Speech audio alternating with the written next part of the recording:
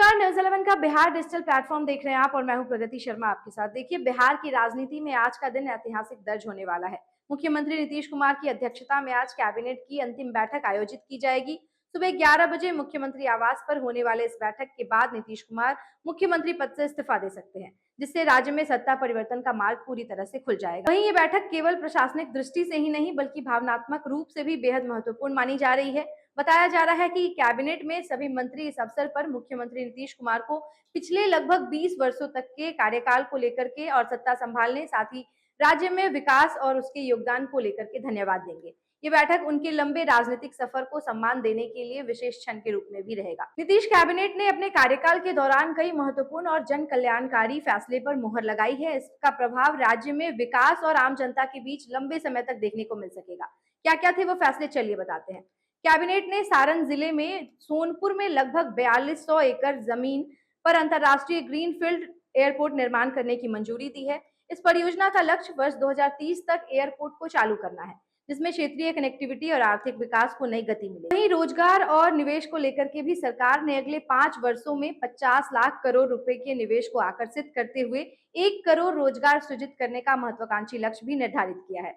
इसके साथ ही 7 निश्चय योजना 3 लागू करने की घोषणा भी की गई है, जो राज्य के बुनियादी ढांचे और सामाजिक विकास को सुदृढ़ करेगी। कैबिनेट ने सोन नदी के जल बंटवारे को लेकर के भी बड़ा फैसला लिया है, जिसके तहत बिहार को 5.75 मिलियन एकड़ फीट और झारखंड को 2 मिलियन एकड़ फीट पानी मिलने का प्रावधान किया गया है। ये निर्णय कृषि और सिंचाई के क्षेत्र में महत्वपूर्ण साबित होगा। बता दें कि राज्य के लोगों को बेहतर सुविधा उपलब्ध करवाने के उद्देश्य से मुंबई में बिहार भवन के निर्माण को भी मंजूरी दी गई है, जिससे वहां रहने और आने जाने वाले बिहार के लोगों को ठहरने और प्रशासनिक सहायता में सुविधा मिलने वाली है। वहीं महिला और रोजगार के लिए भी कैबिनेट ने काफी कुछ किया है। बता दें कि महिला को आत्मनिर्भर बनाने की दिशा में सरकार ने एक महत्वपूर्ण पहल करते हुए 2 लाख रुपए तक की आर्थिक सहायता प्रदान करने की योजना को मंजूरी दी है। ये राशि 2 किस्तों में दी जाएगी, जिससे महिला को स्वरोजगार करने का अवसर मिल सकेगा। शिक्षा के क्षेत्र में भी बड़ा कदम उठाते हुए सरकार ने 27 लाख प्री मैट्रिक छात्रों को छात्रवृत्ति दोगुना करने का निर्णय लिया है, जिससे आर्थिक रूप से कमजोर वर्ग के विद्यार्थियों को शिक्षा जारी करने के लिए मदद। प्रशासनिक दक्षता बढ़ाने के लिए कैबिनेट ने युवा रोजगार और कौशल विकास, उच्च शिक्षा और नगर विमानन ऐसे 3 नए विभागों का गठन करने की मंजूरी दी है, जिससे सरकारी कार्यों में विशेषज्ञता और गति आने की उम्मीद है।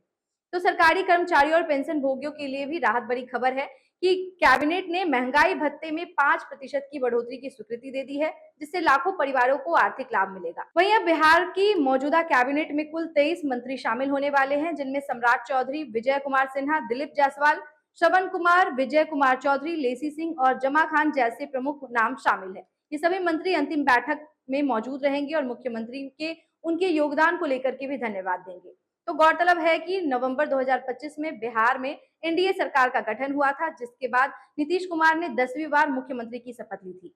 हालांकि पिछले 4 महीनों में कैबिनेट में 10 बैठक से भी कम हुई है, लेकिन अंतिम बैठक 20 फरवरी को आयोजित की गई थी। इस दौरान नेता प्रतिपक्ष तेजस्वी यादव ने कैबिनेट बैठक की कम संख्या को लेकर के भी सरकार पर सवाल उठाए थे, जिससे राजनीतिक माहौल और गर्म हो गया था। तो कुल मिलाकर नीतीश कुमार की अंतिम बैठक बिहार की राजनीति के युग में समापन का प्रतीक मानी जा रही है। जन कल्याण से जुड़े कई महत्वपूर्ण फैसले के साथ ये बैठक न केवल प्रशासनिक दृष्टि से अहम है, बल्कि मुख्यमंत्री नीतीश कुमार के लंबे और प्रभावशाली राजनीतिक सफर को भी सम्मान देने के अवसर से है। इस्तीफे के बाद राज्य में नई सरकार का गठन हो जाएगा और बिहार की राजनीति नए अध्याय में प्रवेश कर जाएगी। फिलहाल सबकी निगाहें इस पर टिकी है। पल पल की अपडेट हम आपको शेयर करेंगे। बने रहे न्यूज 11 के बिहार डिजिटल प्लेटफॉर्म के साथ।